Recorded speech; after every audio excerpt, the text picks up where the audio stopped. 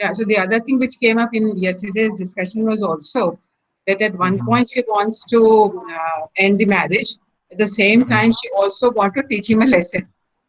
Yes. So they're both the things there. So because if Uh-huh. it is a simple case of both the parties wanting a divorce, one can go ahead with that. But if she's Uh-huh. also wanting a reaction, not some kind of a penal consequence also. But of course, in this case, no penal case be made out. So I think the only thing we Mhm. can advise to the client in this scenario would be to say, okay, no, you have these choices that either you can go for mutual divorce or wait for more things to build up for the legal case for a wrong category to arise. But as of now, the violence, one instance of physical violence is not enough for us to file a case of divorce and provide the.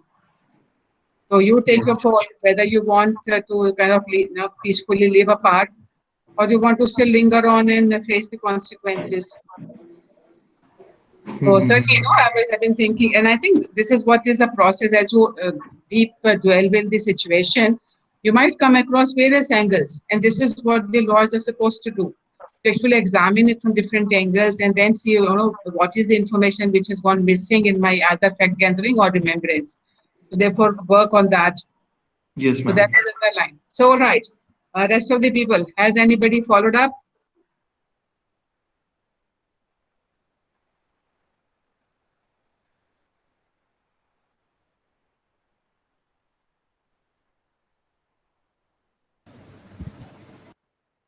Ashish, Ashish Kumar, Ashish Kumar, Ashish Singh. Did you just take the permission to enter the class, Ashish? Ashish, Ashish Singh. Yes, ma'am. You just took the permission to enter the class? Sorry, ma'am. You just took the permission to enter the class? Yes, ma'am. You belong to this class? Yes, ma'am. Then why do you need permission? Ma'am, it's I joined from personal ID. Means you It's can not. increase my work, but you can't do it, properly so that I don't have to waste time in admitting people to the class. If they're regular students, they should be in the system regularly. Okay, ma'am. All right. So who has followed up with research on the client problem that you had? Ma'am, I. Okay, Karan, tell. Who is your client? Ma'am, Jyoti. Jyoti. Okay, so both of you be in the conversation and you will not speak Jyoti till the time we need you to add on, okay? Okay. But keep track of whether he is recalling the information, etc., appropriately. Or maybe what you can do, Karan, you can very quickly tell us the relevant facts and then you give advice to Jyoti. Okay, ma'am. Okay. Yeah, Yeah. Ma'am, first we start with facts. yes. Because Okay. facts for all of us to know so that we can appreciate your second meeting. Okay, ma'am. So Jyoti, start facts. No, ज्योति नहीं बताएगी आप बताएंगे the facts as So we are you have to tell comprehending. the facts of first meeting, which we discussed in the Okay. first meeting. Okay, हाँ, ma'am.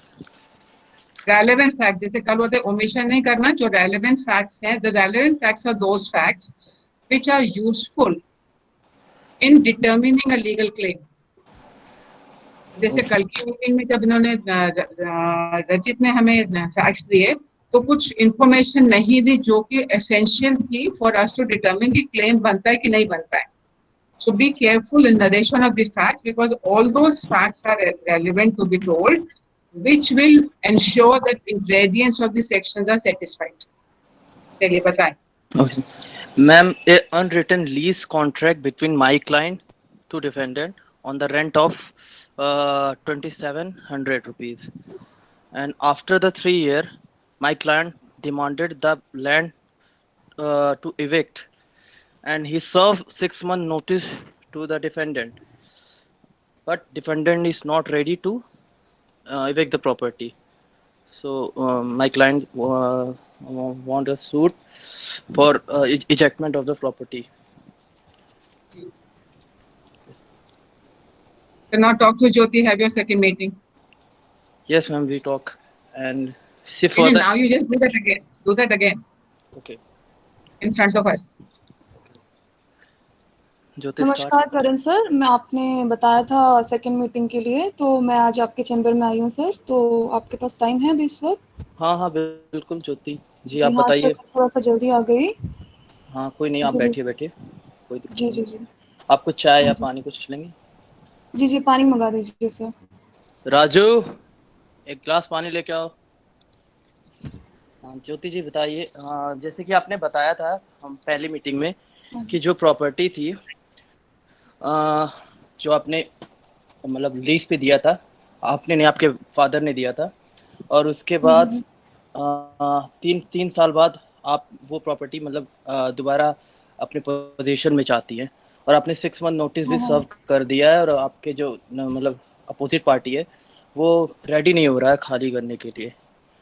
हाँ और जी। हाँ जी, देखिए करण sir, बस यही है कि हाँ, जब पापा ने दिया था तो उन्होंने ना कोई कॉन्ट्रैक्ट नहीं हुआ था, है ना, कुछ लिखा पढ़ा नहीं हुआ था उनके बीच में। अब सर हमें तो इतना पता नहीं है, उनके बीच ही हुआ था, कुछ हुआ नहीं। अब सर इतने 3 साल हो गए हैं, अब वो खाली नहीं कर रहे, नोटिस भी दे दिया, जैसा जैसा कहा गया था सब कर लिया है। तो अब आप बताइए क्या करना है आगे। जी, पहले तो बात हमें पहले ये पता करना पड़ेगा जो आपके पापा के और जो भी डिफेंडेंट है उनके बीच जो कॉन्ट्रैक्ट हुआ था, पहले ये लीज है कि नहीं। तो according to the section 105 TP act, अगर कोई भी कॉन्ट्रैक्ट लीज होगा तो उसके कुछ टर्म्स एंड कंडीशन होते हैं कि अगर वो लीज है या लाइसेंस है, उसको हमें पता करना पड़ेगा कि लीज है लाइसेंस। तो आपके जो जो भी आपने जिस तरह से फैक्ट डिस्क्राइब किया उसके अकॉर्डिंग जो भी आपकी प्रॉपर्टी है, तो आपने जो एक्सक्लूसिव पोजीशन जो दिया है to right to enjoy the property, वो आपने डिफेंडेंट को दिया है, और इस पोजीशन के बदले वो आपको कंसिडरेशन में as a price rent 2700 rupees pay कर रहा है। तो इस हिसाब से ये लगता है कि आपका जो भी अनरिटन कॉन्ट्रैक्ट बिटवीन है वो लीज है according to the TP. Sir Karan sir, आप ना ऐसे लॉ वाली लैंग्वेज में नहीं बात करके आप नॉर्मल बात करेंगे तो सर, इतना ज्यादा मैं पढ़ी लिखी नहीं हूँ, तो समझ नहीं आ पाता सर। आपके हेलो। पिताजी ने कौन, हेलो, जी जी जी। हाँ जी हाँ जी, बताइए सर। जैसे जैसे आपने फैक्ट्स बताया है उस हिसाब से हमें ये सब देखना पड़ता है कि मतलब जो भी आपके फादर के बीच में और उनके बीच में जो भी हुआ था वो कॉन्ट्रैक्ट था या फिर जो भी कॉन्ट्रैक्ट था वो लीज था। मतलब अगर लीज होगा तो इस केस में हम आगे की प्रोसीडिंग फॉलो करेंगे, और लाइसेंस होगा तो डायरेक्ट हम उससे डिमांड कर लेंगे प्रॉपर्टी वेकेट करने कैसे के लिए। पता करेंगे सर, ये आप बताइए क्या चाहिए होगा इसके लिए। इसके लिए यही सिंपल सा तरीका है, जैसे कि जो फैक्ट एंड सर्कमस्टेंसेस आपने हमें बताए हैं उसके हिसाब से हम्म। हम इसको चीज़ को जज किया है, जिससे ये पता चलता है कि जो आपने प्रॉपर्टी उसको दिया है वो उसको आपने पूरी तरह से दिया है कि वो उसमें ना आप कोई हस्तक्षेप कर सकते हैं ना कुछ कर सकते हैं। वो आप वो प्रॉपर्टी चाहे जैसे भी यूज़ करे उसमें आप नहीं बोल सकते। तो इससे यही पता चलता है कि जो आपने प्रॉपर्टी दिया है वो एज अ लीज दिया है, ना कि लाइसेंस दिया हुआ है।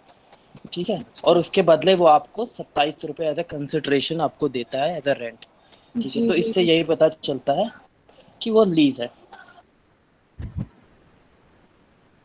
हाँ जी सर, तो ये लेकिन तो उसकी रहन। उसकी उसकी कहानी, उसकी जो कंसर्न है, उसको रास्ता चाहिए कि मेरा घर खाली कैसे होगा।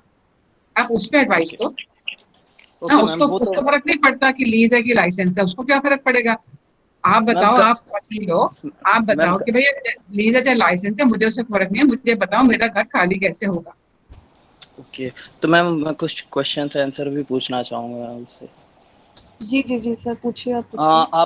आप अपने फादर की अकेली बेटी हो या आपके जी कोई सर, भाई या अकेली अकेली बेटी हैं सर, अकेली बेटी हूँ। तो ठीक है, तो इस केस में आपको मतलब प्रॉपर्टी एज इनहेरिटेंस मिलेगा ये सक्सेशन के थ्रू। तो इस केस जी। में अच्छा, हम ये, ज्योति के पिताजी जिंदा है कि डेथ हो गई उनकी? नहीं डेथ हो डेथ हो गई गई है। मैम, डेथ हो गई मैम। कब तो हुई थी इस डेथ? मैम डेथ हो गई है, ये दो दो ढाई साल हो गए हैं, और 3 साल से वो लोग को पोजेशन 3 साल पहले मिल गया था दूसरी पार्टी को। ओके, और आपने 6 मंथ नोटिस कब इनको सर्व किया था उसके मतलब डेट? सर 6 नोटिस दिए हुए सर 7-8 महीने हो गए हैं, खाली नहीं किया है। 6 महीने का नोटिस कंप्लीट भी हो गया है। अब दो नोटिस की कॉपी है? नोटिस नोटिस की नोटिस कॉपी लाई है? नोटिस की कॉपी है, जी जी जी, नोटिस की कॉपी है। पर पहला एग्रीमेंट जो हुआ था उसकी कोई कॉपी नहीं है उसकी। तो अब उनके बीच ही बात हुई थी पापा की और उन पार्टी के बीच, तो कोई रिटर्न में उनका कुछ लिखा हुआ नहीं है हमारे पास। तो कोई बात नहीं, अगर रिटर्न में लिखा नहीं है तो अगर कोई चीज करण, लिखा आप नहीं, मुझे ये बताओ, नहीं आप मुझे ये बताओ, इस सिचुएशन में लॉ कौन सा लागू होता है? मैम इस पे तो पहले तो इन्होंने 106 as a TP act notice उनको दे दिया है। तो इस केस में मैम अकॉर्डिंग टू 106 अगर इनको दिल्ली रेंट कंट्रोल तो एक्ट उस केस लागू में मैम होता है कि नहीं होता ईयर है? टू ईयर, तो क्योंकि दिल्ली रेंट कंट्रोल एक्ट हाँ लागू होता है कि बिल्कुल नहीं बिल्कुल होता? क्यों होता मैम, है? वो तो कंडीशन तब अप्लाई हो मैम 3500 से नीचे है।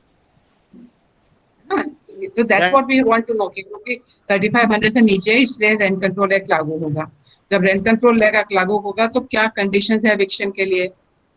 किन किन ग्राउंड पे हम यस एविक्ट करा सकते हैं?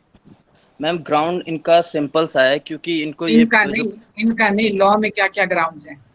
मैम ग्राउंड तो ये है कि मैम एक तो अगर वो रेंट पे नहीं कर रहा है, और अगर तो ठीक है ना, वो तो लागू नहीं, तो रेंट पे कर रहा है, और क्या कंडीशंस हैं? मैम इन फैक्ट्स के हिसाब से नहीं, जब हाँ, फैक्ट्स नहीं, लॉ की बात करो करण, आज हम लॉ की बात कर रहे हैं। आपने लॉ उठा के देखा है rent control yes act, ma'am, yes उसमें मैम, क्या कंडीशंस हैं जिनमें आप घर खाली करवा सकते हो? इनके केस में वो कोई भी सिचुएशन लागू होती है कि नहीं लागू होती है? यस सिंपल से मैम। इतना सा काम है, बताओ।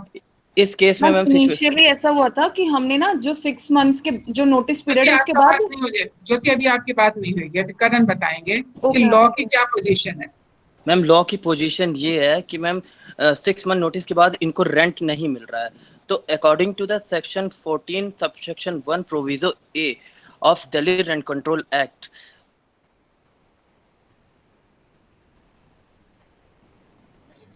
आपकी आवाज बंद हो गई करण। तो मैम आई हाँ, एम ऑडिबल आप बताओ फिर से। हाँ, बीच में मैम, हट।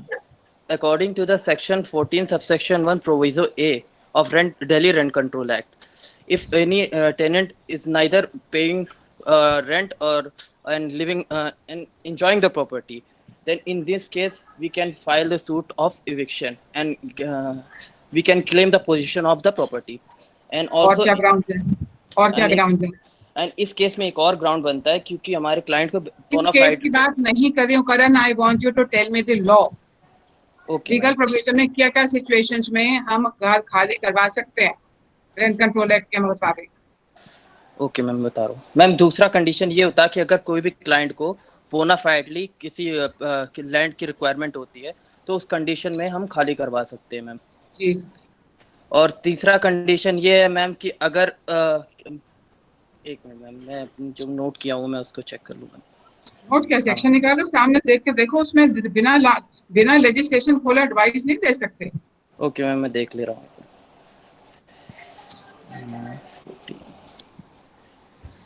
Yes ma'am. मैम सेकंड ये है कि अगर मैम अगर जिस पर्पस के लिए हमने टेनेंट को प्रेमिसेस दिया है उसके अलावा और किसी और पर्पस के लिए यूज कर लो, लाइक हमने रेजिडेंशियल पर्पस के लिए दिया है और वो प्रेमिसेस को कमर्शियल पर्पस के लिए यूज कर रहा है, तो इस केस में हम उससे प्रॉपर्टी जो भी हमारा पोजीशन मतलब ले सकते हैं। और भी ग्राउंड्स है मैम, जैसे कि अगर उस प्रॉपर्टी में 6 महीने से टेनेंट के ना कोई फैमिली मेंबर या कोई भी नहीं रह रहा है उस प्रॉपर्टी में, तो हम इस केस में प्रॉपर्टी को बोनाफाइडली क्लेम कर सकते हैं फॉर पोजीशन। एंड मैम अगर वो प्रॉपर्टी जो भी टेनेंट है वो अनफिट तरीके से या किसी और तरीके से यूज कर रहा है, तो उस केस में हम उसको डिमांड कर सकते हैं वेकेट करने के लिए। और मैम अगर हम उस बिल्डिंग में कोई भी एडिशनल कंस्ट्रक्शन या कुछ भी अलाउड करना चाहते हैं, अल्ट्रेशन कुछ भी करना चाहते हैं, तो उस केस में हम उसको प्रेमिसेस डिमांड कर सकते हैं वेकेट करने के लिए। अब सारे सेक्शन आपने पढ़ लिए, अब इनके केस में कौन सा लागू होता है? इनके केस में पहले तो प्रोविजो ए लागू होता है, प्रोविजो ई लागू होता है, क्योंकि इस केस में इनको प्रोविजो ई और ए। फर्स्ट प्रोविजो ए कहता है कि मैम जो रेंट अगर इन्होंने टेनेंट पे नहीं कर रहा है तो उस केस में हम तो उसको इन्होंने अभी तक आपने फैक्ट्स में बताया था हमें कि इन्होंने इनका टेनेंट अब पेमेंट भी नहीं कर रहा। यस मैम, इन्होंने बताया था कि टेनेंट हमें आपने नहीं बताया ना, आपने नहीं बताया फैक्ट्स में। आपने बताया जी नोटिस दिया 6 महीने पहले और वो खाली नहीं कर रहा। मैम आप तो खुद कह रहे थे कि 2700 रुपया ऐसे कंसिडरेशन दे रहा है तो कॉन्ट्रैक्ट है, वो तो सब आकर जोर जोर से बता रहे थे हमें। मैम वो 6 मंथ नोटिस के बाद, जब नोटिस खत्म हो गया उसके बाद वो रेंट पेमेंट करना बंद कर दिया। इसी ग्राउंड पे हम इविक्शन के लिए मैम उसको बोल रहे हैं। और दूसरा ये है कि मेरे क्लाइंट को बोनाफाइडली उस प्रॉपर्टी की तो जरूरत है, क्योंकि नहीं उनके तो आपको किस वजह से किराया नहीं दे रहा? क्या मैम कह रहा है, क्यों नहीं दे रहा किराया? मैम उससे हमने डिमांड किया, 6 मंथ नोटिस दिया कि आप प्रॉपर्टी इविक्ट कर दो। वो तो तो सही है, कर दिया। अब उसने ना तो वो जा रहा है ना पैसे देने दे रहा, तो नहीं पैसे देने का क्या कारण बता रहा है? क्यों नहीं पैसे दे रहा? क्योंकि मैम क्योंकि हम उससे डिमांड कर रहे हैं कि खोल दो, प्रॉपर्टी छोड़ दो, फिर उसके बाद भी वो इतनी तो नहीं उसको छोड़। भी इतनी तो उसको भी समझ होगी कि अगर पैसे भी नहीं देगा तब तो बिल्कुल कोर्ट से एविक्शन हो ही जाएगा। वो क्यों नहीं देगा पैसे अगर वो छोड़ना नहीं चाह रहा? मैं वो पैसे नहीं दे रहा है क्योंकि ना वो ये कह रहा है कि हमारा तो कुछ रिटर्न में लिखा हुआ है ही नहीं, तो वो मान ही नहीं रहा है हमारी बात। तो वो रिटर्न नोटिस भी नहीं मान रहा है क्योंकि वो कह नहीं रहा तो है कि आपके वो क्या पापा। क्लेम कर रहा है कि ये हमारा घर हमें हमें आपके फादर ने बेच दिया था? क्या कह रहा है? नहीं नहीं नहीं नहीं मैम, मैम ऐसा नहीं कह रहा है। तो मैम फिर उसको ऐसा, कैसे प्रॉपर्टी कैसे मिली? उसके पास कैसे क्यों है वो पोजेशन में? कि मैम क्या क्योंकि मेरे whenever वो सब लोग सुनो ध्यान से, whenever we ask for the story from this side, हाँ हमारा तो क्लाइंट लैंडलॉर्ड है इस केस में, पर हमें पता होना चाहिए कि जो जब हम केस फाइल करेंगे तो डिफेंडेंट जो होगा उसका लॉयर क्या क्या कहेगा। जब अगर हम ये कहेंगे पैसे भी नहीं दे रहा, इसके पास रेंट पे कुछ एग्रीमेंट भी नहीं है, सेल भी नहीं मांग रहा, तो उसका लॉयर क्या कहेगा डिफेंस करने के लिए अपने आप को? जब तक हमें उसकी कहानी नहीं पता कि उसे क्या पॉसिबल कहानी हो सकती है, तो क्या कहेगा जवाब में? कहेगा नहीं जी मैं तो देता हूँ, रसीद नहीं देते, कह सकता है ना? What are the possible yes ma'am. Explanation which the other side will take, whatever भी अगर हम जेन्युइन अपना कहते हैं वो तो नेचुरली हमें बताना है कि हमारे जेन्युइन रिक्वायरमेंट क्या है। But if you are saying कि ही इज एट फॉल्ट, तो वो जवाब में क्या कहेगा? ऐसा तो हो जाता है कि जवाब में देने के लिए कुछ होना, उसके बाद जवाब कोर्ट में जाके मुंह तो बंद करके नहीं बैठेगा ना। What is it that this other side is going to say in defense? बताओ। कोई भी कहानी, कोई भी डिस्प्यूट वन साइडेड नहीं हो सकता। There has to be something which goes in his favor. So unless we have found that out, we can't do a strategy planning. We need to know whenever we think of a case, we also need to think what is it that the other party is likely to say? What is that other party's situation, position? What are his or her interests? Legal situation उसकी क्या है? सीधी सी बात है कि rent के लिए हमें register या रिटर्न डॉक्यूमेंट की जरूरत नहीं है, that we can go, so there is nothing illegal about it. If he's not claiming that the property was sold to me, then he has to give some justification as to why is he in possession of that property. उसको क्या gift कर दी थी उसके father ने? What is it that he's saying? And unless we pay attention to कि वो क्या कह रहा है, you cannot make your case. You cannot decide what will be my position. What is the argument? What kind of evidence? What kind of witnesses will I get? Yeah, we didn't work on this, ma'am. So this everybody has to think of what is the other side story. Yes, ये हम कल भी बात कर रहे थे पुनीत के वाले में केस में, हम कहते हैं कि मतलब उसका हस्बैंड क्या कह रहा है, husband की क्या सिचुएशन है, whether he doesn't want the marriage, he doesn't want only the child, why does he not want it, he still keep coming through the house. यदि उसने पूरा abandon कर दिया, 2 साल से आया ही नहीं है, ऐसा भी नहीं है, वो आता रहता है, so that may be requirement of his job, मगर आता रहता है, ये नहीं जा रही. So you need to kind of build up the details of the other side also. The other side का हमें हमेशा सारी बात पता नहीं होगी, but you have to have an understanding of what is the other side story. So if you are saying वो rent भी नहीं दे रहा है, घर भी नहीं खाली कर रहा है, तो कुछ ना कुछ तो क्या जस्टिफिकेशन क्या देगा, वो कैसे घर में बैठा है? so we can say that he's avoiding the rent due to the COVID situation. 2 महीने से नहीं दे रहा है, वो बोल रहा है पैसे नहीं है अभी. हाँ तो वो तो फिर देन कोविड एवरीबॉडी भी रिकॉग्नाइज दिस डेज किया, उसकी जॉब चली गई है, उसके पास घर में खाने का पैसा नहीं है तो किराया नहीं दे रहा है, और अभी तो सरकार ने भी कहा कि किराएदार किराया नहीं लेंगे, तो that will not make us a legal case. लेकिन इस कंडीशन में मैम दूसरी भी सिचुएशन है मैम, जी जैसे कि मैं करण, आज आपका नेट में इशू है, आवाज फिर बंद हो गई। सो मैम इनिशियल ऐसे फैक्ट्स हुए थे that I am a single mother. So मेरे हस्बैंड की डेथ के बाद मैं अपने पापा के साथ रह रही हूँ। Now my father is not with me. तो अब मुझे वो अपने आप को फाइनेंशियली स्टेबल करने के लिए इधर आई वांट द रेंट या फिर मुझे प्रॉपर्टी वापस दे दो so that I can use the property for my self. तो ऐसा हुआ था ये इनिशियली केस था। नहीं तो अगर उसमें उसको ये इंफॉर्मेशन, उसको नोटिस दिया कि भाई हम हमें आपका हायर रेंट आप नो हर साल आप बढ़ाओगे rent, what are the negotiations, tenant से क्या बातें हुई हैं? टेनेंट से ये नहीं बात मैम, रेंट हाइक के लिए नहीं बात हुई है। है तो आप कह रहे हो कि आपको दोनों चीजें सूट करती हैं, या तो वो खाली कर दे तो जिससे आप उसको हायर रेंट पे किसी को दोगे, या यही हायर रेंट पे ले ले। नो मैम, इनको खुद के पर्पस के लिए उसको No, यूज करना हाँ है, क्योंकि मुझे उनके पास अपने कोई अपने पर्पस के लिए। Yes ma'am. इनके पास कोई नहीं, वो अभी अभी अभी नहीं, अभी ज्योति ने ये नहीं कहा ना, ज्योति ने ये बोला कि इनका जो रिक्वायरमेंट है, क्योंकि ये सिंगल मदर हैं और फादर की अब डेथ हो गई है, so this need a stabilized life and therefore either the rent should be higher और ही शुड वेकेट। तो उस हिसाब से अपने पर्पस के लिए चाहिए, मगर ये नहीं कहते भाई मेरा बेटा पढ़ाई करके वापस आ रहा है, या मेरे बेटे की अब शादी हो गई है तो इसलिए हमें एक और कमरा चाहिए, ये हमें इसे खाली कराना है। तो these are called categories of what will constitute as personal use, personal need के लिए चाहिए। तो पर्सनल नीड के लिए क्या क्या केस लॉ है? Did you look up any case law to determine? हम कहते हैं तो उस पर्सनल नीड के बेसिस पे हम अपना केस बनाएंगे। तो पर्सनल नीड में क्या क्या सिचुएशंस काउंट हुई हैं, हमारी कौन सी सिचुएशन है जो personal need will qualify? This is the kind of questions and answers you need to find. First, identify the question. So first of all, in this case, the clarity is not there as to why the tenant, the landlord want the house vacated. So one, Karan is thinking कि उसको कुछ personal use के लिए चाहिए, उसको है मुझे economic stability के लिए चाहिए. So certainly we need to first sort that aspect out. That what is the reason because of which you need the house done. So that's your side of story तो मालूम है. तो दूसरी side में अगर जो आप ये कह रहे थे रेंट भी नहीं वो दे रहा, तो अगर कोविड से नहीं दे रहा तो then that's an exceptional category, it's not that he doesn't want to और he doesn't give, he has got a genuine reason because of this COVID situation and everybody is suffering with the COVID situation. He's not also saying कि मैं आगे भी जब मेरी जरूरत कभी भी मैं नहीं दूंगा.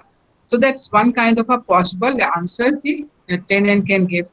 अगर वो वेकेट नहीं करे कि आपको आपका घर में बेटे की शादी हो गई है, आपको घर चाहिए, वो नहीं खाली कर रहा है, so then he would say कि मुझे या तो टाइम दे दो, इतना टाइम और दे दो मुझे खाली करने के लिए, I am looking for it, whatever, कुछ ना कुछ उस जवाब में कह सकता है।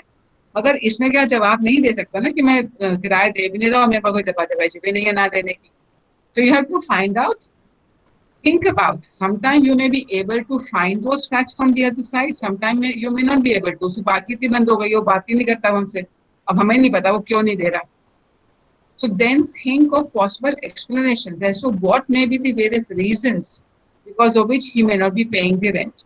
आपको पता चल गया कि उसकी नौकरी छूट गई है, तो अगर सबको नहीं पता, वो भी नहीं पता, या कुछ ना कुछ उसे जो सट्टे में हार गया है वो पैसा.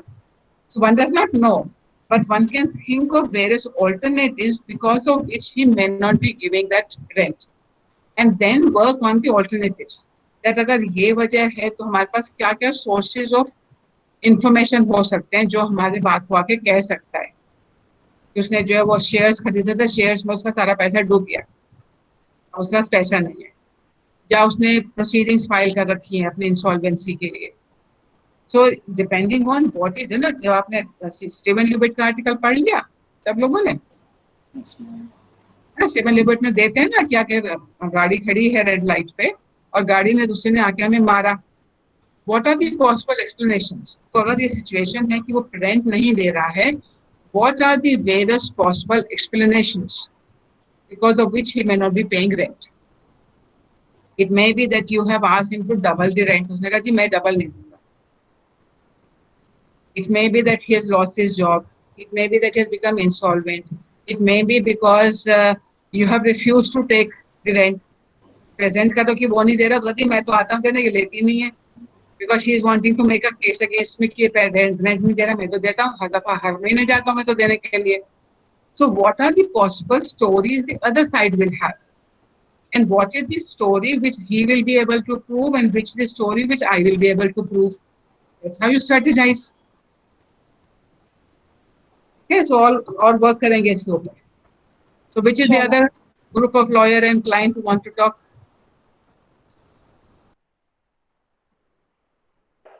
Any other group of lawyers? Parvez, आपका client कौन है? प्रभात सिंह राणा। प्रभात आए हुए हैं? Yes ma'am. हाँ जी, चलिए, कौन है लॉयर, कौन है क्लाइंट? मैम मैं लॉयर हूँ। चलिए बताइए। तो प्रभात शुरू करें? प्रभात में कुछ नहीं करना, पहले तो आप नहीं करना। ओके। पहले तो हमें रेलेवेंट फैक्ट्स बताइए, फिर अपनी लीगल रिसर्च का जवाब बताइए और फिर उसको एडवाइस करेंगे। ओके मैम, एक्चुअली इशू ये था कि ये पिछले इनके शादी को 3 साल हो चुके थे, 2.5 से 3 साल हो चुके थे, इन्होंने बताया था इसके अकॉर्डिंग।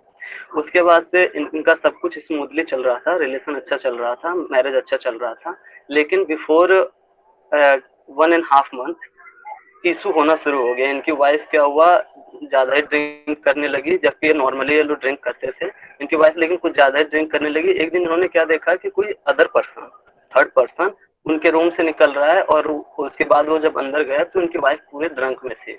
उसके बाद डिस्प्यूट होना शुरू हो गया फैमिली मैटर में, और इनका एक बच्चा भी है जो कि 2.5 से 3 महीने का है। और इशू इस बार इशू होने लगा, यहाँ तक कि इतना ज्यादा इशू हो गया कि घर में मारपीट, डोमेस्टिक वायलेंस वाइफ की तरफ से होने लगा। यहाँ तक कि उन्होंने वाइफ ने जान से मारने तक की कोशिश की। एक बार केरोसिन का तेल डाल के उसे जलाने की कोशिश की। कैसे भी वो मिस्टर शर्मा जी के यहाँ गए और अपनी जान बचाए, और उसके बाद से इनको चाहिए था डिवोर्स, और इसके साथ साथ इनको कस्टडी ऑफ चाइल्ड भी चाहिए। इसी यही इनका मेन इशू है कि इनको डिवोर्स चाहिए और कस्टडी ऑफ चाइल्ड भी चाहिए। तो परवेज, जब उन्होंने इनके ऊपर केरोसिन डाल के आग लगाने की कोशिश, उन्होंने एफआईआर फाइल की थी? नहीं, इन्होंने कोई एफआईआर फाइल नहीं की थी। क्यों नहीं की? ये तो मैंने नहीं पूछा था, लेकिन सेकंड मीटिंग में अब बाकी में जो अरे अटेम्प्ट टू मर्डर का केस बन रहा है और वो बंदे ने एफआईआर भी फाइल नहीं की और अब वो डाइवोर्स चाह रहा है, तो हमें तो ज्यादा प्रूफ तो करना पड़ेगा। जी मैम, अब सीधे अब मैं क्योंकि मैंने बाकी चीजों के लिए बोला था सेकंड मीटिंग में, तो अब जो है नहीं, अब ये कहाँ रह रहे हैं? अब ये कहाँ रहते हैं? अब ये दिल्ली में ही है। और वाइफ कहाँ रहती है? अभी दिल्ली में ही है। दोनों भी एक सेम रेसिडेंस में रह रहे हैं। दोनों सेम ही घर में रहते हैं जी। तो अब इनको जान का खतरा नहीं है?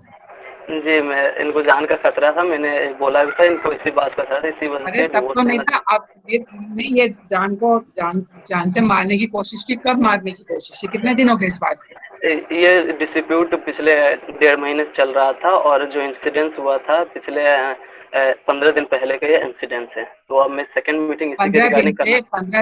15 दिन से साथ ही रह रहे ना फिर भी? जी, मतलब ये उसी रूम उसमें रहते हैं, लेकिन बातचीत और ये सारी चीजें नहीं हो रही है। कोहैबिटेशन हो रहा है, हस्बैंड वाइफ के रिलेशंस हो रहे हैं? नहीं मैम, मगर रहते से जी। अब इसी के लिए मैं रिगार्डिंग उनको सेकंड मीटिंग में अब जो भी उनको एडवाइस देना है और वो मैं करना चाहूंगा। तो आई वांट कि अब वो एज क्लाइंट आए और उसके आगे मैं आगे प्रोसीड करूं। चलिए देखते हैं, आप करें, एडवाइस करें। रिसर्च क्या रिसर्च क्वेश्चंस एग्जाम वो रिसर्च किए हैं? मैंने डिवोर्स पे किया था और एडॉप्शन पे किया था। हाँ, एडॉप्शन क्यों किया था? एडॉप्शन क्यों किया था? क्योंकि अब बच्चे की कस्टडी भी चाहते हैं, मतलब ये माइनॉरिटी एंड गार्जियनशिप पे किया था, माइनॉरिटी एंड गार्जियनशिप एक्ट पे किया था, ताकि अपने बच्चे को कस्टडी भी ले सकें। तो क्या ग्राउंड पे डाइवोर्स लेना, क्या ग्राउंड पे डाइवोर्स की एडवाइस करेंगे आप इन्हें? मैम मैं इनको कराऊंगा। पहली बात तो इनके पास पहला बनता है कि डिवोर्स, अगर जो डिवोर्स फाइल करते हैं तो सब क्लोज 1 और IMA जो कि क्रुएल्टी का होता है, एंड सेकंड जो आता है मेरा 3 में आता है। 3 में क्रुएल्टी को प्रूव कैसे करेंगे? Cruelty because of mister Sharma के यहाँ गए थे तो वहाँ पे उन्होंने भी देखा इनके ऊपर केरोसिन गया था, और बस ये फिजिकल भी है एज वेल एज मेंटली भी है, क्योंकि इनको जान से मारने की करना इज ऑलरेडी एक अटेम्प्ट टू मर्डर है, ऑलरेडी एक क्रुएल्टी है, और ऊपर से मेंटली भी बहुत ज़्यादा डिस्टर्ब हो चुके हैं क्योंकि उनको डर रहता है कि वो कभी भी उन पर हमला कर सकती है। तो और इसी की जान बचाने के लिए मिस्टर शर्मा के यहाँ गए थे। मिस्टर शर्मा भी मेरे पास एविडेंस के रूप में है ताकि वो प्रूफ कर सकते हैं कि हाँ इन्होंने इनके साथ ऐसा हुआ था, और क्रुएल्टी के लिए ग्राउंड इनफ होगा कि इनके साथ मारपीट भी हो रही है, लड़ाई झगड़ा भी हो रहा है, लड़ाई झगड़े से मेंटली इनको डिस्टर्ब हो रहे हैं और मारपीट हो रहा है और मारने की नहीं नहीं, कोशिश की गई इनकी है। जस्टिफिकेशन क्या है कि इन्होंने वो एफआईआर क्यों दायर नहीं की? अब इसी के रिगार्डिंग में सेकंड मीटिंग इसी बोल रहा था कि मैं सेकंड मीटिंग में बाकी और डिटेल जो है मैं रिसर्च करने में बाकी और डिटेल मैं इनसे और ले सकूं। ठीक है। तो मैम एक्चुअली परवेज ने कुछ मिस कर दिया। जो लास्ट इंसिडेंट था जो मेरे ऊपर अटैक हुआ था केरोसिन वाला, वो एक दिन पहले का ही था। वो उन्होंने एक हफ्ते पहले का बोल दिया गलती से। ओके मतलब एक दिन पहले हुआ और नेक्स्ट डे मैं इनके पास आ गया, ऐसा हुआ। ओके माय तो मिस्टेक। हाँ, तो अगर ये कल हुआ था और आप आज आ गए, कल से आज तक आपने क्या किया? उसी में मैं रात तो मैंने उनके यहाँ बिताई मेहता जी के यहाँ पे, और फिर मैं सुबह इनके पास आ गया। रात को हुआ था इंसिडेंट और नेक्स्ट डे मैं सुबह ही इनके पास आ गया। हाँ, it's my mistake and I तो करेक्ट माय सेल्फ। चलो हाँ, आगे बात करते हैं। प्लीज क्लाइंट बन के आइए। अभी तो एज्यूम कर रहे हैं कि हम अभी उसी मीटिंग में ही हैं, क्योंकि अभी तो उसी मीटिंग में एडवाइस क्या होनी चाहिए। आप तो नहीं कहते थे कि तो घर जा, मैं फिर परसों मीटिंग करूंगा। अगर उस आदमी के ऊपर रात को हमला हुआ, नहीं परवेज समझो, जी जी जी जी प्रभात के ऊपर रात को हमला हुआ है कातिलाना, जी ठीक है? तो आप लोग कहते हो कि तू 2 दिन घर जा, फिर मैं तुझे अपनी रिसर्च करके बताऊंगा क्या करना, कह सकते हो? जी। नो मैम, मैं यही से कंटिन्यू हाँ, कर तो सकता क्या कहोगे? हाँ, तो अभी वही मीटिंग में क्या कहोगे उसको? हूँ। मैम सबसे पहले तो मैं जैसे बोलूँगा कि एफआईआर दर्ज करा दीजिए ताकि हमारे केस के लिए भी स्ट्रॉन्ग होगा अटेम्प्ट टू मर्डर का, क्योंकि अगर जब एफआईआर करा देंगे तो आपके पास एक डॉक्यूमेंट्री वो रहेगा कि हाँ आपके साथ अगर जैसे इंसिडेंट हुआ तो आपने एफआईआर करवाया है। तो अब एंड देन एज्यूम उसके करो बाद कि उसने एफआईआर करा दी, उसके बाद क्या हुआ? जी मैम, अगर इन्होंने एफआईआर करवा दी है तो देन उसके बाद से इनसे कंफर्म भी कर लूँगा कि अगर जो आप अगर फर्दर प्रोसीड करना चाहते हैं, डिवोर्स लेना चाहते हैं, देन मैं इस डिवोर्स के लिए फाइल करता हूँ। और अरे सुनो परवेज, उसकी इमीडिएट रिक्वायरमेंट क्या, कंसर्न क्या है? उसको इमीडिएट अपनी सेफ्टी चाहिए या इमीडिएट डाइवोर्स चाहिए? डाइवोर्स में 1.5 सेफ्टी साल लग जाएगा। डाइवोर्स का केस तो एकदम से नहीं ना सॉर्ट होगा। उसकी जी इमीडिएट कंसर्न क्या है? सेफ्टी हाँ, तो वह विवेक ने लिखा उसकी और अपने बच्चे की सेफ्टी चाहता है, तो जी उसके लिए कुछ एक्शन की बात करेंगे कि डाइवोर्स की बात करेंगे? So this सेफ्टी is की where बात it is very important to find out what is the immediate concern of the client, what is the long-term concern of the client. हम ओके immediate तो छोड़ रहे हैं, immediate ओके ensure करने के साथ अगर उसने कंप्लेंट, अगर पुलिस ने एफआईआर दर्ज कर ली, की कि जी नहीं की, तो ये सवाल होगा। नहीं की तो जी क्या करेंगे? क्योंकि इमीडिएट कंसर्न पहले तो सेफ्टी है, डाइवोर्स तो होता रहेगा। जी So you have to focus. Everybody must try to understand what are the concerns of the client. Okay अगर प्रभात अपने फुल सेंसेस में है तो वो आज की तारीख में इस पे ज्यादा जोर नहीं देगा पहले कि पहले तुम्हारा डाइवोर्स करा दो, बाकी तो मैं हैंडल कर लूंगा खुद ही। तो उसको बताओ 1.5 साल लगेगा डाइवोर्स होने में, तो उससे कम देर तो पता नहीं है। ये क्या तो आज गए, वो तो फिल्मों में होता है कि गए बीवी से साइन करा लिया डाइवोर्स हो गया, ऐसे थोड़ी होता है रियल लाइफ में। लाइफ में तो प्रोसीडिंग्स है। ओके मैम, तो मैम अगर जो एफआईआर करवा देते हैं देन पुलिस अगर जो इन्वेस्टिगेशन करती है और वो घर पर आती है तो इधर इमीडिएट रिलीफ तो हो ही जाएगा ना कि 307 नहीं तो पता यही करोगे ना, पहले डाइवोर्स की बात तो बाद में करोगे। जी ma'am. What is the expected action? अगर 307 की कंप्लेंट लिखाई गई है, एफआईआर हो गई है, तो एक्शन क्या होगा पुलिस के बिहाफ पे? एफआईआर होने अगर एफआईआर हो गई है तो सबसे पहले पुलिस आके इन्वेस्टिगेशन स्टार्ट करना शुरू करेगी और पूछताछ करना शुरू करेगी वाइफ से कि आपने ऐसा क्यों किया और हाँ, क्या क्यों रीजन है, क्या ये सारी पूछेगी चीजें पहले, पूछेगी। क्या अरेस्ट करेगी? मैम सबसे पहले अगर जो आ रही है तो सबसे पहले तो एज अ उसके पास आएगी। 307 में अगर एफआईआर रजिस्टर ही नहीं हुई है तब तो अलग कहानी है। अगर 307 की रजिस्टर होगी तो अरेस्ट होगा ना। अरेस्ट होगा लेकिन सबसे पहले पुलिस आके डायरेक्ट अरेस्ट थोड़ी ना करेगी, उससे पहले इन्फॉर्म तो करना पड़ेगा ना किस लिए अरेस्ट कर रही है उसे। अगर उन्होंने एफआईआर कर दी तो 307 पे अरेस्ट कर रहे हैं, अटेम्प्ट टू मर्डर पे। क्या ऑफेंस वेलेबल है नॉन वेलेबल है 307 में? नॉन अवेलेबल, कॉग्निजेबल है नॉन कॉग्निजेबल है? Cognizable offence. फिर कॉग्निजेबल ऑफेंस में क्या होता है जब एफआईआर हो जाती है?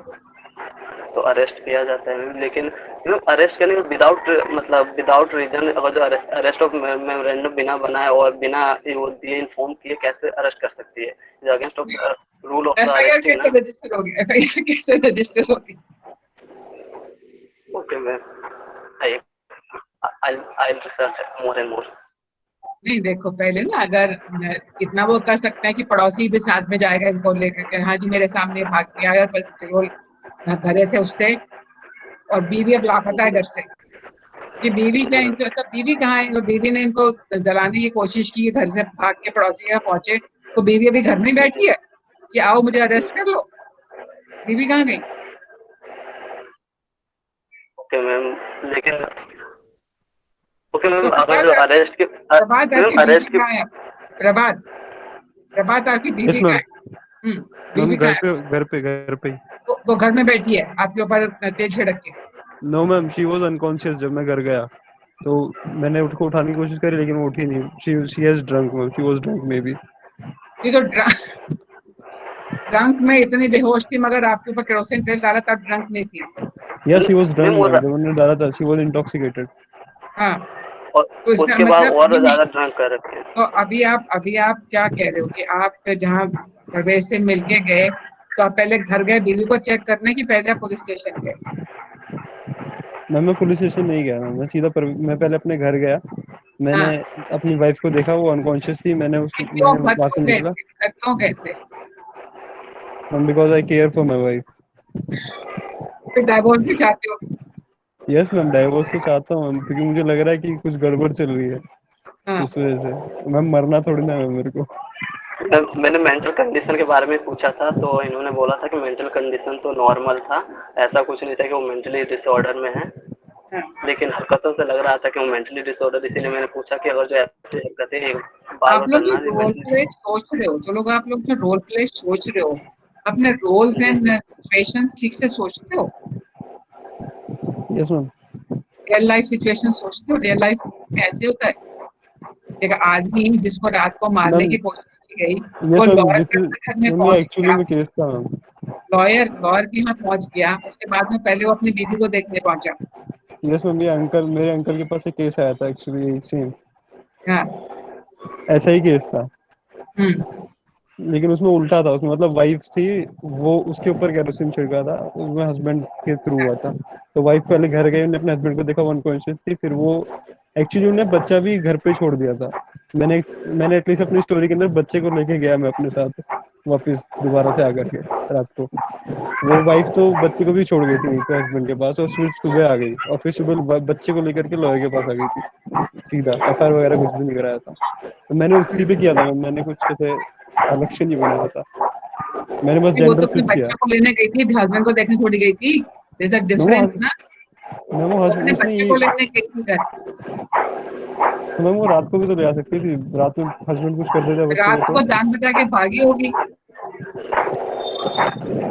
अगले दिन पहले उसने बच्चे को उठाया वहां से, हस्बैंड को देखने थोड़ी गई थी हस्बैंड ठीक है कि नहीं है। मैम उसने यही बोला कि हस्बैंड को देखने गई थी। हाँ, चलो क्योंकि अभी मेरे तो को आप लोग मेरे की को रिसर्च मैम मेरे बिल्कुल को नहीं, आप लोग तो आइडेंटिफाई क्वेश्चंस नहीं करते हो, अभी फैक्ट्स नहीं ठीक से पता कर रहे हो। परवेज आपके माइक में बहुत गड़बड़ हो रही है, टू मच नॉइज। परवेज, हाँ, बहुत ज्यादा आपके यहाँ से डिस्टरबेंस आ रही है।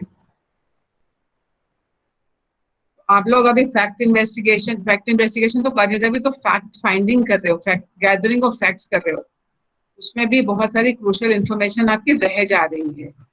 सो जहाँ पे भी आपको लगता है कि ऑर्डिनरी लाइफ से हट के कुछ हो रहा है, कहानी बता रहे हैं, तो इट्स नॉट कि नहीं, वो वाली कहानियां भी होती हैं। Not every life is not a number, every life is an individual experience.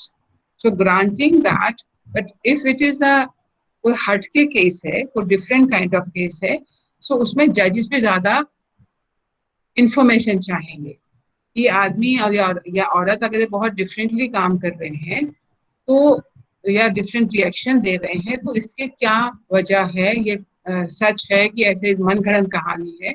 Therefore, we need to be more careful when we are gathering the facts and ascertaining the truthfulness.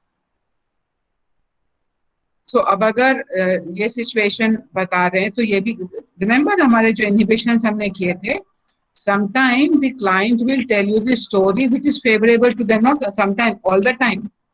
They will tell you all those facts which are favorable to them. They will hide all those other facts which are not favorable to them. So if there is something which has happened which is not the ordinary run-of-the-mill scenario, then you need to find out कि ये client हमें कितना सच बता रहा है, कितना मनगढ़ंत बता रहा है, कितनी information को hide कर रहा है. So we have to be very careful in gathering those facts, especially when it's a sensitive situations between husband and wife, within family members. Because families में झगड़े होते हैं, बहुत होते हैं, और हर जगह की अपनी तरफ से अपनी कहानी होती है. हस्बैंड से बात करो तो वो एक कहानी बताएगा, बीवी से बात करो तो वो दूसरी कहानी बताएगा, and that is why the fight is on, because both of them think they are right. And when the lawyers hear the story of one side, they always believe कि मेरा client तो सही है, because दूसरे client से थोड़ा, दूसरे party से हमारी बात थोड़ी होती है. हम तो इस क्लाइंट, जो हमारा क्लाइंट बताता है दूसरे के बारे में, उसी के ऊपर हम आगे बढ़ते हैं. अगर केस हमने फाइल करना है, हमने फाइट करना है, हमने ये एविडेंस बताना है, तो then you need to identify who will be the persons, what will be the evidence which can be proved in the court of law. So, okay, we need to work further on what needs to be done in this particular case. So first of all, as Parvez said, that you will advise him to go and file an FIR. So I think first of all, we'll have to wait for Prabhat to file an FIR and then see what are the consequences of that, whether has he been able to file it or not. If she's still at home, then it's easier to deal with that, because फिर तो police आके arrest करेगी, ले जाएगी, फिर बच्चा इनके पास रह जाएगा. पुलिस उनके, जब छोटा बच्चा है तो ये भी हो गया बच्चे को साथ ले गई कि पुलिस के नहीं ले गई. So those will be the immediate concerns which have to be handled in this case first, before we work on the divorce aspect of it. First of all, securing the safety of this person as well as his child are of prime importance. So always pay attention to what is the legal intervention we need at this point of time, और everything can wait. कि ठीक है, अभी divorce file करना है, कोई और emergency नहीं है, तो आप तो ठीक है 4 दिन में बाकी सारे कागज लेके, ये इंफॉर्मेशन लेकर के आ जाना. But if that is not the case, in this case it's an emergency situation, you need to take an action now. So who is the other pair who wants to come?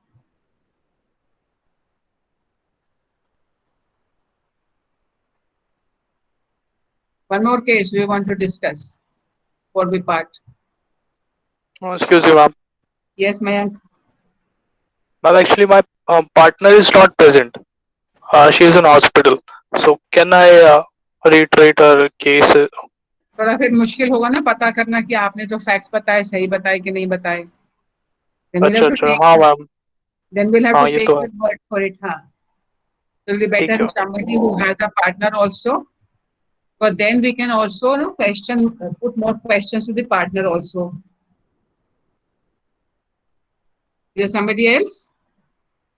कल तो बहुत सारे लोगों ने बोला था हम करेंगे. I think I heard Anukriti. Anukriti है आज कि नहीं है? No, she's not here.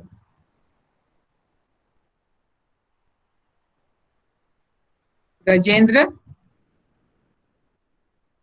Gajendra, आपको मैंने बोला आप अपने नाम के आगे ZX लगाइए. यस मैम, लगा दूंगा. हाँ, क्योंकि इसमें फिर हमें अटेंडेंस में बहुत मुश्किल होगी. Yes ma'am. हाँ, so who else? Any other pair of lawyer and client?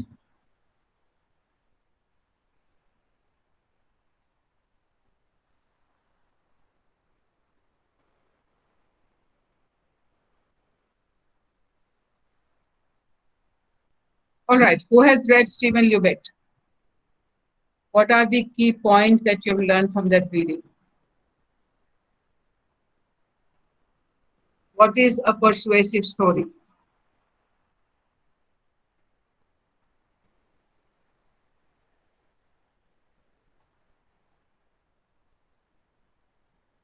वो इस क्लास में प्रेजेंट है? सब लोगों ने सिर्फ लॉग इन कर रखा है और अपने अपने घर में कुछ और काम कर रहे हो, तो वीडियो तो किसका चालू नहीं है, so I do not know whether anybody is there. Please switch on your videos.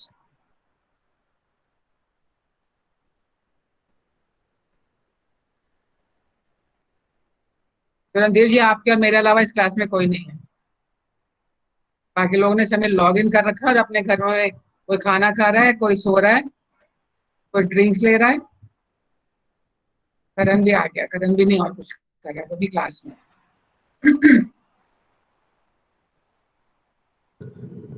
So Amit, did you read? हाँ जी। Ma'am, yes, ma'am, I've tried reading this, but actually I haven't complete all the pages. Doesn't But it? at जितना initial पढ़ा उतना stages, बताओ। what I yes, ma'am. Ma'am, initially उसमें story telling के बारे में बताया हुआ था और वॉट एवर द थ्योरीज, मतलब हम जो केस जाके लॉयर को बताते हैं तो लॉयर और ट्रायल्स का उसमें इंटरप्रिटेशन बता रखा था कि अगर हमारी स्टोरी जो स्टोरी टेलिंग जो होती है जो सबसे बेस्ट होती है उसमें ट्रायल को वो वही मतलब वो केस जीत जाता है, क्योंकि जो सबसे सही स्टोरी टेलिंग होगी जिसमें एविडेंस होगा, प्रॉपर फैक्ट्स होंगे और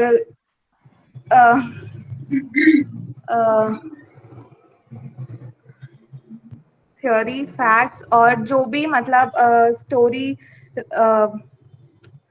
एडवाइजेबल होगी, मे बी उनको जज क्या मतलब उनके फेवर में जज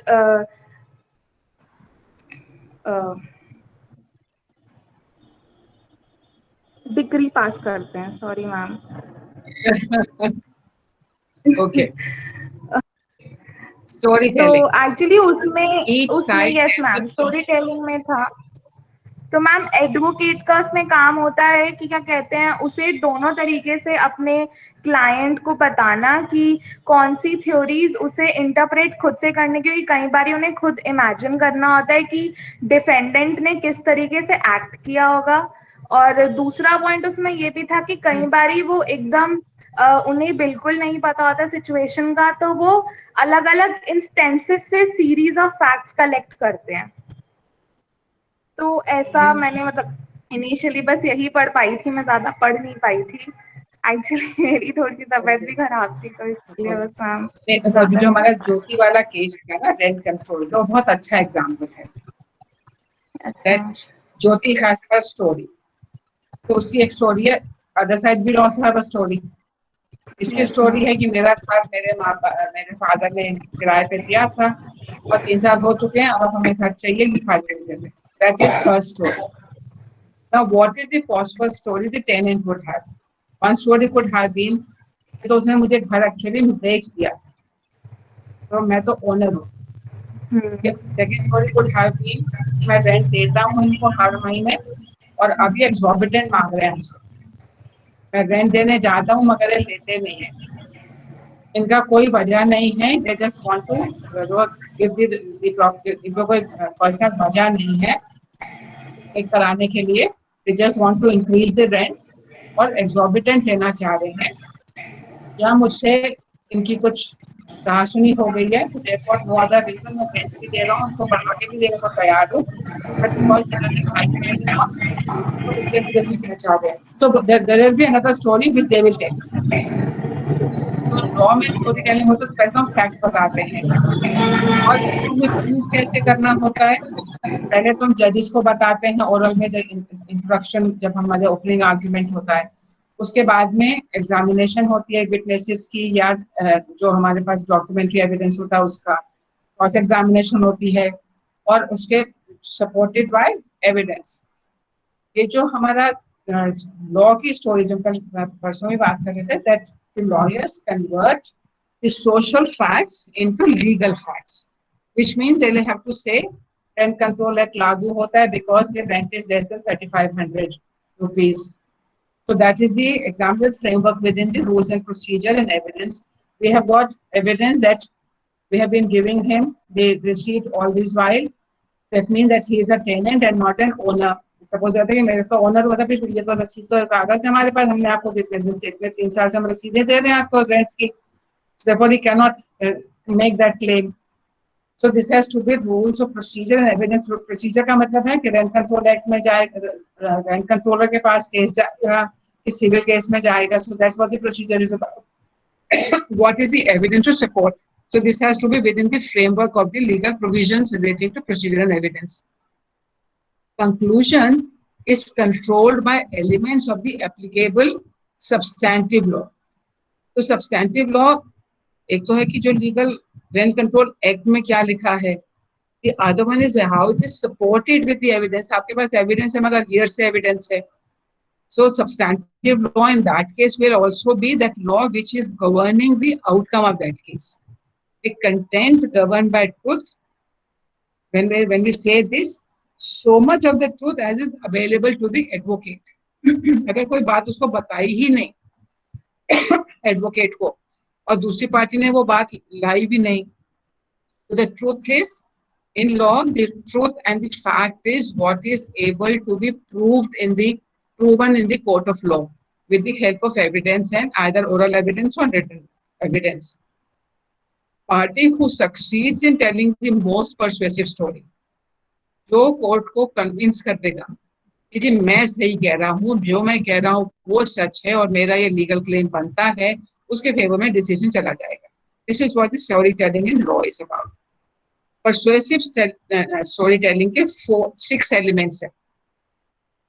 One, it is told about people who have reasons for the way they act. तो जो मैंने ज्योति को पूछा कि भाई उसकी क्या वजह है वो रेंट नहीं दे रहा है. We have to have a reason. Nobody does an action without any reason. So if I'm saying कि उसने ऐसा किया या उसने बीवी ड्रंक थी, तो पहले एक छोटा सा सेंटेंस आया स्टोरी में कि दोनों ड्रिंकिंग करते थे, मगर अब बीवी ज्यादा ड्रंक हो गई, ये तो अभी भी सोशल ड्रिंकिंग करता है. So वो ज्यादा ड्रिंकिंग चालू हुई वो किस वजह से चालू हुई, who has been encouraging, who are the people he has been going around with. So there has to be a reason for both. कि husband अगर कह रहा कि मैं जी यहाँ लॉयर से सलाह लेकर के पहले बीवी को देखने गया, तो now he is kind of he gave a reason also मैं क्यों दिया कि मैं उसको केयर करता हूँ. अगर तुम इतनी केयर करते हो कि तुम्हारे ऊपर जानलेवा हमला हुआ, तुम फिर भी उसकी देखभाल करने गए हो, तो तुम really want a divorce. So then you have to be persuading. He is very caring. He still wants a divorce. How do you reconcile the truth to persuade the judge to say, care तो करता है मगर जान का खतरा हो ही लेगा. So you want to present that story that he cares, but because of this action. So इसमें remedial possibility है कि उसने जानलेवा हमला किया तो कहीं उसको what are the possible explanations? ये केयर करता है वो नहीं करती क्या, या अभी भी वो करती है मगर अंडर दी उसको सडन अचानक से अटैक आया शिज़ोफ्रेनिया का, साइकोलॉजिकल कंडीशन हो गई, कोई फिट आ गया. We do not know. So we'll have to think of the reason why any party, whether my side or the other side, why are they acting in that manner. It accounts for or explains all the known or undeniable facts. अभी हमारे किसी case में ऐसा नहीं आया कि party कह रही थी मेरी तो शादी ही नहीं हुई थी, हम तो इकट्ठे रह रहे थे, पर वो डाइवोर्स के लिए केस फाइल कर रही है. तो अनडिनाबल फैक्ट है कि डिनाइबल फैक्ट है कि शादी हुई थी कि नहीं हुई थी. अगर दोनों पार्टीज एग्री करती हैं शादी हुई थी तो अनडिनाइबल हो गया, नोन है. पर दो लोग इकट्ठे रह रहे हैं बहुत दिन से और सारे पड़ोसियों कह रहे हैं कि हम शादीशुदा कपल हैं, that itself is sufficient to say this is a known fact that they are a married couple. अगर एक पार्टी कहती है जी हम तो शादीशुदा नहीं है, बिना शादी के रह रहे हैं, कहते हैं हम शादीशुदा हैं, so then it is not an undeniable fact whether they were married or not. Then the story which we are telling has to be told by credible witnesses. Credible means who can be trusted, whose statement can be believed. So it will have to be given, so you will have to find witnesses. Witnesses का inclusive है of the documentary evidence also. Witness is the oral testimony, but there might be need for the written testimony as well. It is supported by details. तो जहां मैं details आप लोगों को पूछती हूँ तो आप लोग गड़बड़ा जाते हो, क्योंकि डिटेल्स अभी एक्चुअली रोल प्ले में हमने उतनी डिटेल्स सोची भी नहीं होती है. But this is where you need to get the full details कि कितने बजे क्या हुआ, फिर 1 घंटे बाद क्या हुआ. रिमेम्बर नानावती केस, वो पूरा का पूरा डिटेल है उसके. 3 घंटे उसने क्या किया बीच में, from the point that Sylvia tells him about infidelity and the point he kills Ahuja, तो पूरी डिटेल्स हैं उसमें. So it has to be supported. तभी वो कहते हैं कि नहीं, अगर वो शिप पे गया, वहां से उसने पिस्टल ली, उसने झूठा वहां पे सब दिया. So all those are the details. एक और बहुत अच्छा केस है डिटेल्स पे, I think हुसैन का केस है क्रिमिनल लॉ में ऑन 304A, जिसमें पूरी डिटेल देते हैं कि ऐसे कर्वी सड़क की मोड़ था, वहां पे ऊंचाई पे थी, वहां पे ट्रीज थे, और जो बस की थी खिड़कियां बहुत बज रही थी, रेटलिंग बसेस थी, तो इसलिए उन्होंने अगर ट्रेन में सीटी भी दी तो वो आवाज नहीं आई. उसमें go back and find out कितनी डिटेल्स उसमें लिखी है, तब उसका एक्विटल हो गया कि no, he was not negligent negligent. It accord with common sense. जो मैं कॉन्स्टेंटली पूछ रही हूँ, कॉमन सेंस में ऐसा लोग बिहेव नहीं करते हैं जो लोग आप स्टोरीज बना रहे हो. पड़ोसी तनख्वाह वो नहीं दे रहा, किराया नहीं दे रहा और खाली भी नहीं कर रहा, कुछ ना कुछ तो वजह देगा ना. It doesn't attract the accords. It is not according to the common sense and contains no implausible elements. तो आप कुछ मनगढ़ंत करके ले आओगे तो नेचुरली इम्पॉसिबल है. अगर पॉसिबल है तो हमारे पास प्रॉपर एक्सप्लेनेशन कि क्यों पॉसिबल है. It is organized in a way that makes each succeeding fact increasingly more likely. हमने पहले ये किया तो ये हुआ, फिर ये किया तो ये हुआ. So you have to be telling a story in a manner कि पहले एक दिन कहा सुनी हुई 6 महीने पहले, उसके बाद एक दिन शराब पी किया, उसने मुझे थप्पड़ लगाया, मैंने भी वापस लगा दिया, फिर अगली दफा इसने मुझे डंडे से मारा. नो, प्रोग्रेशन ऑफ वायलेंस हो रहा है. और कल ये भी कुछ हुआ, जो कुछ भी व्हाटएवर वी वांट टू से. सो अगर आज तक कभी कुछ नहीं हुआ, जो ये वाली जो पहली वाली कल की कहानी है ना हमारी रचित वाली, कि इतने महीनों से मैं अपने हस्बैंड के घर में रह रही थी, फिर अचानक से लास्ट टाइम पे आए, हमारा झगड़ा हुआ और मैं घर आ गई और अब मुझे डाइवोर्स चाहिए और मैं वो भी नहीं कर रही हूँ, बच्चा भी गिरा नहीं रही हूँ, कह रही हूँ गिराऊंगी, मैं गिरा नहीं रही हूँ. So this is not making a coherent story.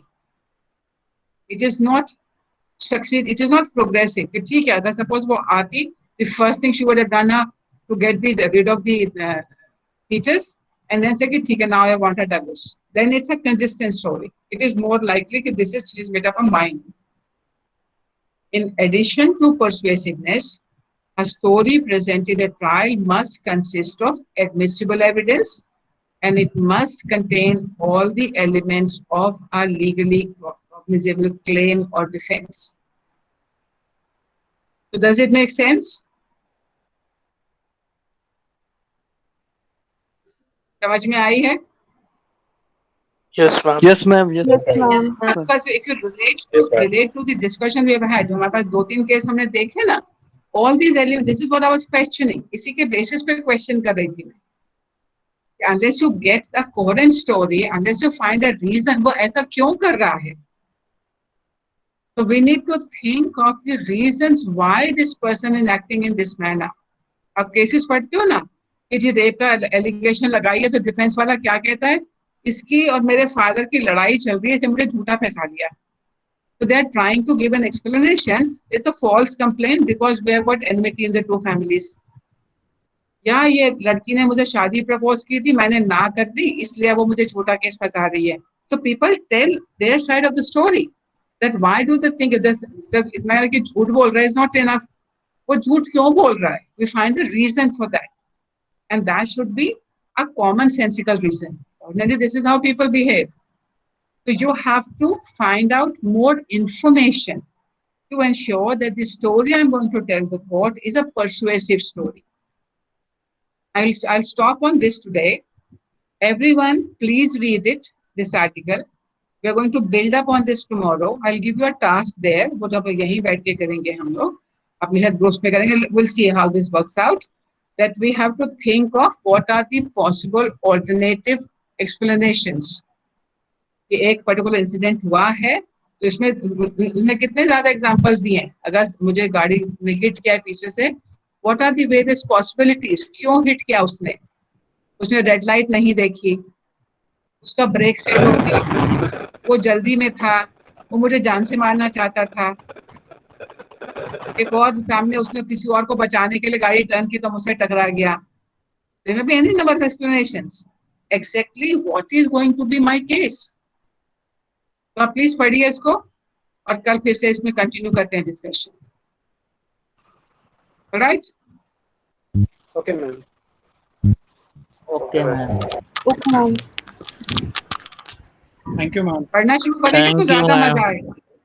Yes पढ़ना शुरू करेंगे तो ज्यादा मजा आएगा, because then you can actually relate to what is this article talking about, और जो हमारे सामने क्लास में हो रहा है. Everything, if you reflect on the conversation I had with Rachit yesterday, with Parvez and with Karan today, it's all coming from this reading only.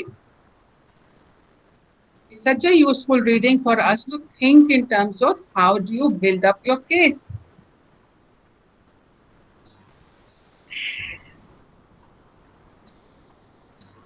Thank you ma'am.